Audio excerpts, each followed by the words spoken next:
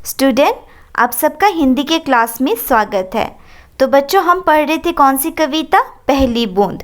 तो आज इस वीडियो में मैं बाकी के कविताओं का मतलब आप सबको समझाऊंगी। आसमान में उड़ता सागर, लगा बिजलियों के स्वर्णिम पर, बजा नगाड़े जगा रहे हैं, बादल धरती की तरुणाई, पहली बूंद धरती पर आई। अभी मैं कुछ शब्द के अर्थ बताने वाली हूँ जो इन पंक्तियों में दिया गया है। स्वर्णिम का अर्थ होता है सुनहरा और तरुणाई का अर्थ होता है जवानी। तो अब कवि क्या कहना चाहते हैं यही मैं आपको समझाऊंगी। तो बच्चों, यहाँ पे कवि कहना चाहते हैं कि आसमान में जो जल से भरा हुआ बादल है ना, वो बिजली के सुनहरे पंख लगाकर सागर की तरह उड़ रहा है। और बच्चों, साथ में बादल भी गरज रहे हैं। बच्चों, जब बादल गरजता है ना तो ऐसा लगता है जैसे कोई नगाड़ा बजा रहा हो। बच्चों, जब बादल गरजता है तो बहुत ज़ोर से आवाज़ आती है ना। तो जब बादल गरजने पर जो सोई हुई धरती थी ना, उसकी जवानी फिर से जाग जाती है। और ये सब कब होता है? जब पहली बूंद धरती पर गिरती है। तो बच्चों, यहाँ पे कवि क्या कह रहे हैं?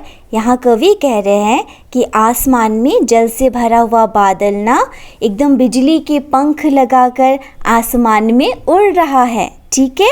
और जब बादल गरजता है तो उस बादल के गरजने की आवाज़ को सुनकर जो सोई हुई धरती थी ना, वो जाग जाती है और उसकी जवानी भी साथ में जाग जाती है। नीले नैनों सा ये अंबर, काली पुतली से ये जलधर, करुणा विगलित अश्रु बहाकर, धरती की चिर प्यास बुझाई, बूढ़ी धरती शस्य श्यामला, बनने को फिर से ललचाई, पहली बूंद धरा पर आई। तो बच्चों, अभी मैं कुछ कठिन शब्द के अर्थ बताने वाली हूँ। नयन का अर्थ होता है आँख, अंबर का अर्थ होता है आकाश, जलधर का अर्थ होता है बादल, करुणा का अर्थ होता है दया और विगलित का अर्थ होता है पिघला हुआ, अश्रु का अर्थ होता है आंसू, चिर का अर्थ होता है हमेशा और ललचाई का अर्थ होता है लालच। तो बच्चों, कवि कहना चाहते हैं कि ये जो नीला आकाश है ना, ये नीले नीले आँखों के समान है। और इस नीले आकाश में जो काले बादल है ना, ये एक काले पुतले के समान है, ठीक है। ये जो नीला नीला आकाश है, ये नीले नीले आँखों के जैसा दिखने में लगता है। और इस नीले नीले आकाश में जो काले बादल है ना, वो एक काले पुतले की तरह समान है।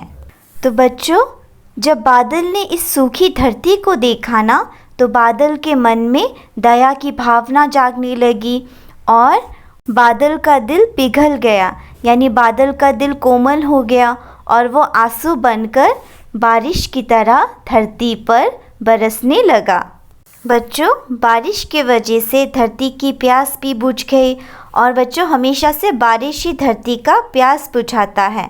तो यहाँ पे बादल के मन में दया की भावना प्रकट हुई, जिसके वजह से वो एक बारिश की तरह बहने लगा और सूखी धरती का प्यास भी बुझाया। और बच्चों, जब पहली बूंद धरती पर गिरती है ना, तो धरती के मन में लालच जाग जाता है। कैसा लालच? उसका ये लालच होता है कि फिर से धरती पर क्या हो, रंग बिरंगे फूल खिले, चारों तरफ हरियाली हो और सब तरफ सुंदरता ही सुंदरता हो। तो बच्चों, इस कविता में कवि ने बारिश की पहली बूंद और आसमान में काले बादल के सुंदरता का वर्णन किया है। और जब पहली बूंद धरती पर गिरती है तो उसके बाद धरती पर कैसी सुंदरता छा जाती है, उसी का वर्णन किया है।